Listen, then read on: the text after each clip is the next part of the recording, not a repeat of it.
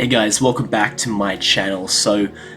You're probably familiar already, but this channel is about debanking and using P2P cryptocurrency exchanges to do that. Now, I make a distinction in most of my videos regarding the dichotomy between different cryptocurrency exchanges, as one being with KYC and one being without KYC. And part of debanking is actually reducing the need to provide KYC and personal information in every twist and turn to everybody that asks. So I have a bias towards preferring exchanges that don't require you to provide too much KYC and other personal information. But that being said, I also believe that there is a place for KYC centralized exchanges because there are good benefits that they bring to the table as well. So I don't want to throw the baby out with the bathwater. And this is a video about ranking the different centralized P2P cryptocurrency exchanges. And I know there is different kinds of P2P cryptocurrency exchanges, but I want to focus on the big centralized ones, the big brand name ones, not the less known ones like other ones I talk about like Noons or Paxful or other ones that require KYC. I'm talking like big centralized ones like Binance, Bybit, OKX, all those ones. And I'm just going to mention 5 of them, and I'm going to give you my opinion on them based on my personal experience. And maybe my personal experience will have a bit of a bias because it's I use particular payment methods, and I'm going to use those things. Those measures to evaluate these different exchanges. But I'm going to be using a few metrics. One is liquidity. The more people that are using a given centralized P2P cryptocurrency exchange, the better, because the rates are better. Like the more people that are selling crypto on that P2P cryptocurrency exchange, the more they're going to be competing with each other, and the more the rates will be competitive, right? So I'm going to be using that as a metric. And secondly, how many payment methods are available. So some P2P cryptocurrency exchanges will only have a few and will only be available to certain countries. And there'll be other P2P cryptocurrency exchanges where it's got hundreds of different payment methods, and they're highly liquid in regions as far as Africa, Middle East, Latin America, not just the Western world, right? They're going to have lots of different payment methods that service a lot of people. And the last metric I want to use is how accessible are they to different people, because there's a lot of P2P cryptocurrency exchanges that are like banned in countries. Maybe like Binance is very usable, but the P2P section of their platform might not be usable to people from different countries, right? So I'm also going to be using the metric of like how many different countries actually have access to this platform and can actually use the P2P features, right? So let's just get straight into it. So the first on my list here, number 5, well, starting from the ones that I wouldn't recommend to the ones that I most recommend, is KuCoin. So let me get out of the way here. So let me tell you about KuCoin. KuCoin is not necessarily known as a place that's really big on P2P trading, and it kind of shows here, right? Like this is the US dollar, right? And the US dollar is obviously the most traded currency, and if you scroll down, there's not really that many payment methods. To you, it might seem like there's a bunch, but I mean, for US dollars, I mean, every single payment method in the entire world pretty much has US dollars on their on the list of things that you can trade, but you only got a handful of things here, and it's a little bit screwy as well, right? So as you can see here, this is the symbol for TransferWise, right? So they clearly accept TransferWise, but you can't select it on this list here for some reason, right? And let's see, do they even have Revolut? Yes, that you can't even trade Revolut on here. So I'm going to go with my bias, which is I'm going to judge things based on like, do they accept Revolut and Wise, TransferWise? Because those are the largest, two of the largest P2P payment methods, right? Besides bank transfer, which is number 1. But the others are like, TransferWise and Revolut, because pretty much every country can use those things. So it doesn't accept Revolut, maybe for euros, I'm not sure. But if we just judge it by TransferWise here, as we can see, the top rates here is like, so what are you seeing here is that $1.03. That essentially means, because we're trading for Tether, right? This is USDT, so that means you're paying 3% above market rate for Tether, right? So that's quite pricey. on other exchanges, which I won't do any spoilers right now, but on other exchanges, 2% would be about average. Oftentimes you can get 1%, maybe 1.5%. So 3% as the top rate is not good. And as you can see here, there's only two options, two sellers who are selling at 3%. The first one is like a dud seller, he's selling $0 worth. Then you've got this other one down here who's a real seller, and but he's only selling like max $2,000 worth at 3%. So I have to say I can't really rate KuCoin very highly.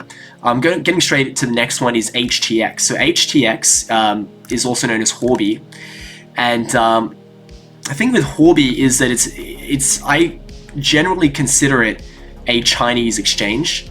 It is something that it's more prominent with Chinese people. So Chinese, let me pull it up here. I'll type in, here we go, right? So you can really see like the very first currency on the drop down list is CNY, that offshore RMB, and then there's Hong Kong dollars, right? So if I click that here, there should be a lot of offers for that, I think. Or is there or isn't there? I'm not sure. Well, now I'm confused. I thought it should have a lot. Does it even have Alipay? Oh, it's only got 2. All right, well, so okay, no, I was wrong. So, for things like for Chinese payment methods like Alipay, WeChat Pay, Chinese bank transfers, it's good. It's HTX is a fairly good platform for Chinese people. They have good rates. But for everyone else, like if we just look at US dollars again, let's use. It's like the first payment methods that come up when I put in US dollars is Alipay, which you can't even really do. It just shows how it's really mainly used for Chinese people. But if I use click Wise, it looks like there's not even any Wise. It should be. Let's try one more time. Wise. So yeah, there's not even any offers for Wise. I remember buying crypto with Wise on HTX a while back, when the rates were really bad on the other ones, but as you can see here, there's none now, so it's not very liquid in this. So my experience with HTX, it's good for Chinese people and Chinese payment methods, and maybe there's some other niches I don't know about, like it's got, MTN mobile money, that's like an African payment method. And it's all okay. Oh, here's Wise. I don't know, maybe their website's a bit screwy, but MTN money transfer, that's an African payment method. I don't know if they've got that really on HTX. I don't know if there's any sellers for that, but okay, so let's look here. Wise. Okay, there's a guy selling it for like no markup. That's pretty good. I don't know how legit that is. There's a lot of people with dud trades that they're doing it just for exposure, but they're not actually interested in selling. The next one is 2%, 3%. Okay, it's decent. It's not great. But it's just slightly better than KuCoin, all right? So liquidity, not fantastic for like the main payment methods, Wise, Revolut. But yeah, it's good if you want to do Alipay and, Chinese bank transfers. Okay, now let's get into the meat and potatoes, right? Let's go into the ones that I would actually recommend. Because these ones that I just mentioned are, maybe they're a bit niche, it depends. But the ones I'm going to mention now are ones that everybody can use. And I'm going to start with OKX. So what you're looking at now is, let me just get back in the picture. Let me just, alright, here we go. I'll just become a little bit smaller.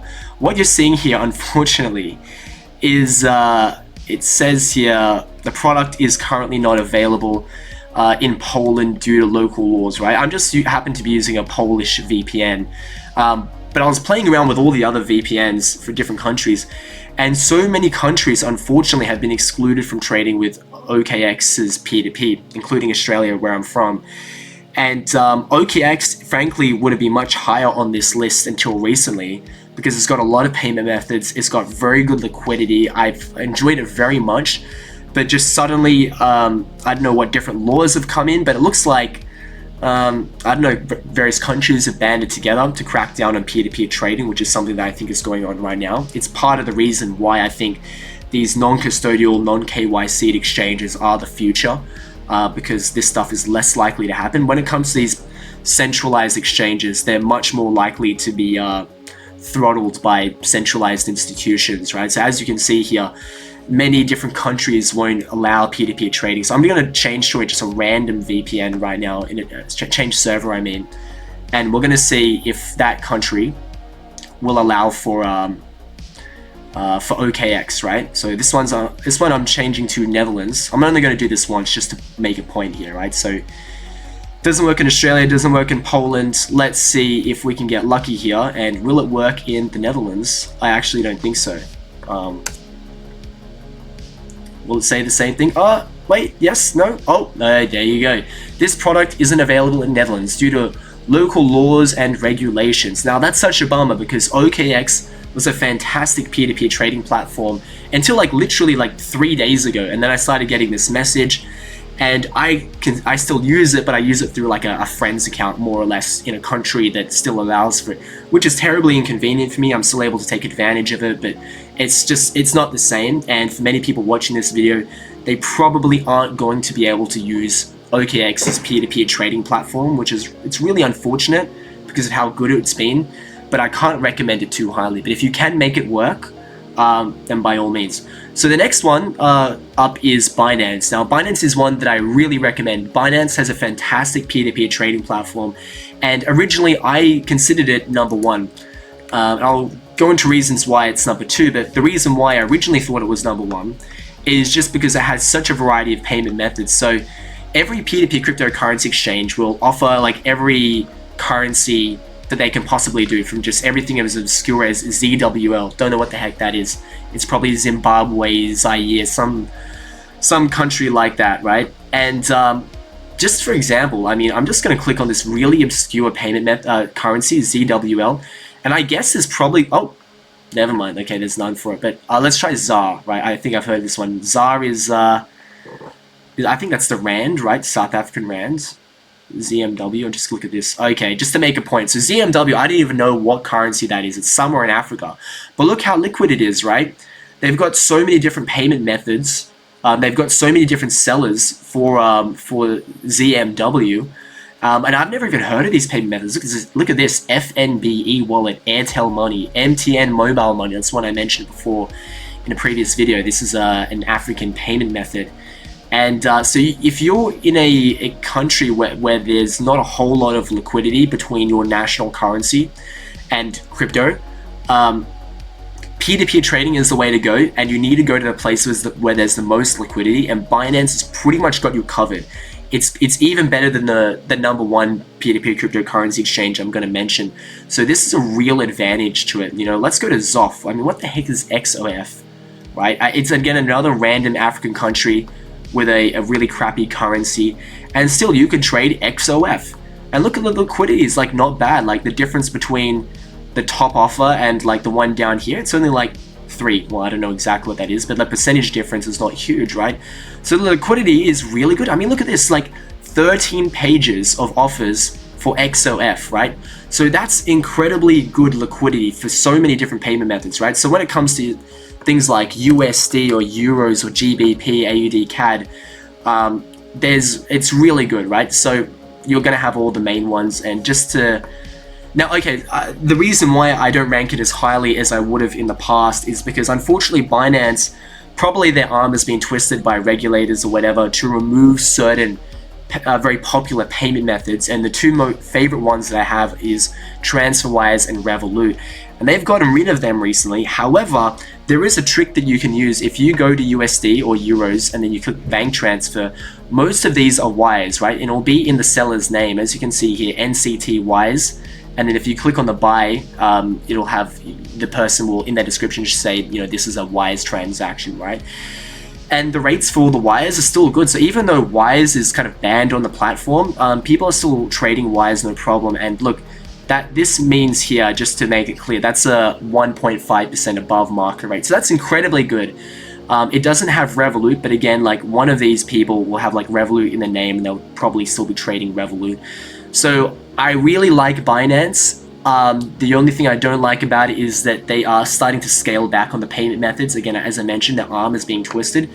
And I think this is extremely obvious when you use something like CAD. CAD is a terrible currency in the P2P trading world. Look at this. Only 3 pages of offers for CAD, for Canadian dollars, right? It's ridiculous. There were 16 pages for XOF. What the heck is even XOF, right? It's some small African country. They have more liquidity in their P2P trading section than Canadian dollars. I think I know regulators are much more extreme about with the Canadian dollars. And these are all bank transfer trades, by the way. Like, you won't find any Wise, any Revolut. All of the CAD trades are just for bank transfers, pretty much, right? And the reason why I make mention of that is just to make the point that Binance it's kind of just cutting away really popular payment methods over time. And I don't know if this is a trend that's going to continue, but it's problematic. And on top of that, it has a similar problem to OKX, where they're starting to make it more difficult for certain countries to use their P2P trading, that part of the website. In fact, I believe it's a general conspiracy that governments want to shut down P2P trading in their country, if they even understand it and know about it, because they believe that it leads to money laundering and other things. So for that reason, centralized exchanges are a lot more vulnerable to having their arm twisted, which is, again, why I tend to recommend non-KYC exchanges where they've got a little more independence, right? But Binance, still generally good. I really recommend you sign up to it. And lastly is Bybit. Bybit is right now my favorite P2P cryptocurrency platform, and I have basically nothing bad to say about it at all. Unless I log on, I don't think I can actually show you it, which is unfortunate because I wanted to show you, but I'll just talk about it for now. I think that's the best that I can do. I just don't want to log on and show all my personal details, so I'm just going to leave the main page open, and oh, here we go. There we go. I guess it was just a little bit slow. Oh, service restricted. What the heck? I'm not logged on, but you know what? I'm really starting to believe that governments around the world are really starting to crack down on P2P exchanges. It's happened a lot. It happened with the main exchanges. It happened with local Bitcoins. It happened with local cryptos. It happened with local Monero recently. Now they're cracking down on it on the main crypto exchanges. So what I'm reading right now is the product or service you're seeking is not accessible due to regulatory restrictions, and that's because I'm in my VPN servers in the Netherlands right now, right? So that's a real shame. So it looks like more and more exchanges are cracking down on it. But if I could ignore that point aside, I'd still really recommend Bybit. Again, unfortunately, I can't show you too much because I'm getting this error message. But yeah, the reason why I like Bybit is because, like Binance, it's got a lot of liquidity for these different currencies, these more obscure currencies, and it's got a lot of liquidity for the top payment methods. So I can't show you now, but Wise, TransferWise, they've got fantastic rates for them. The sellers are really good. I really like the seller community on here. I find them very trustworthy, and yeah, usually. And sorry, I've just realized this was not planned. I didn't expect that it would say service restricted. This is a surprise to me. But for the most part, at least from the country where I'm from, there's no problem using Bybit. Most countries should still be able to use Bybit, and there shouldn't be a problem with it. But yeah, the liquidity is good. It usually doesn't restrict any people, and yeah. So if you're interested in P2P cryptocurrency trading on these centralized exchanges where you get really good rates, it's only a few percentage points above market rate. You can use my referral link in the description below for number one, KuCoin, if you're interested in using KuCoin. KuCoin has other good benefits. I like using KuCoin because it's one of the few centralized exchanges that still trades XMR. It hasn't banned too many countries for that. You can buy Monero on there. That's one reason why I like KuCoin. HTX, you can use my referral link in the description down below for HTX if you're really into Chinese payment methods like Alipay and Chinese bank transfers, or even Hong Kong bank transfers. Thirdly, you can use OKX, which is really good. It's got a lot of different payment methods on there. One that I like to use on OKX is Payoneer. It's got a bunch of other really nice payment methods like AirTM and stuff like that. Binance, again, really recommend. You can sign up with Binance and Bybit. I really recommend Bybit as well. So you can use my referral link in the description below. I think you get some kind of discount on spot trading fees or something like that.